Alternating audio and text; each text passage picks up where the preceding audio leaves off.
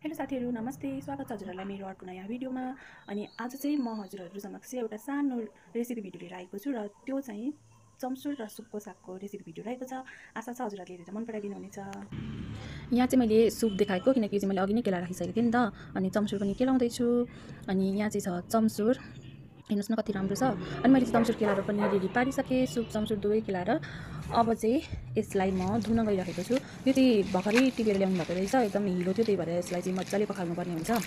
2-3 पानी मजाले पखाल्नु पर्ने हुन्छ यसलाई चाहिँ, नत्र भने त्यो हिलोहरुको आउँछ नि त किरिक किरिक भएर। अनि त्यही भएर मैले चाहिँ यसलाई मजाले 2-3 पानी पखालेर चाहिँ यसरी राख्दै छु।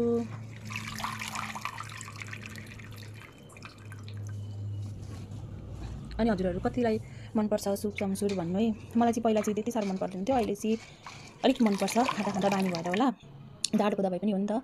अब चाहिँ पखालेर पनि रेडी भइसकेको छ यहाँनेरि पकाउनको लागि। अब चाहिँ म ग्यास बालेर कराई तताउनको लागि रेडी गर्दैछु। अनि कराई पनि बसालिसकेँ तात्नको लागि। कराई पनि तातेर रेडी भइसक्यो। अब चाहिँ म यहाँनेरि घिउ राख्दैछु। घिउले चाहिँ चिसो काट्छ नि त, त्यही भएर म चाहिँ घिउमा पकाउन गइरहेको छु। यो घिउ पनि तातिसक्यो। अब यसमा चाहिँ लसुन र खुर्सानी अघि चाना पारेर राखेको थिएँ त्यो राख्दैछु। अब यसलाई मजाले चलाइसकेपछि चाहिँ थोरै बेसार पनि राख्दैछु। मलाई चाहिँ बेसार हालेको पनि मनपर्छ। अब यसलाई पनि मजाले चलाउनु पर्छ। अब यो पनि मजाले मिक्स भएर चलिसकेपछि त्यसमा मैले थोरै टमाटर एड गरेको छु। यो चाहिँ राख्दा पनि हुन्छ नराख्दा पनि हुन्छ, कसैलाई मनपर्छ टमाटर राखेको भने राख्दा हुन्छ, नत्र भने नराख्दा पनि हुन्छ। अब टमाटरलाई पनि मजाले मिक्स गरिसकेपछि चाहिँ मैले यसमा साग ओइदिएँ।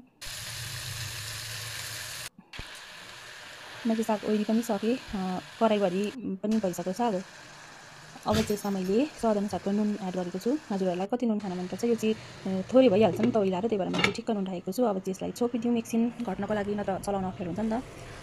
हेर्नुस् त अब साग पनि ओइलाएर यति भइसकेको छ। अब चाहिँ यसलाई मजाले चलाउन पनि मिल्छ। अब चाहिँ चाहिएको लसुन खुर्सानीहरुसँग मजाले मिक्स गरिदिउँ।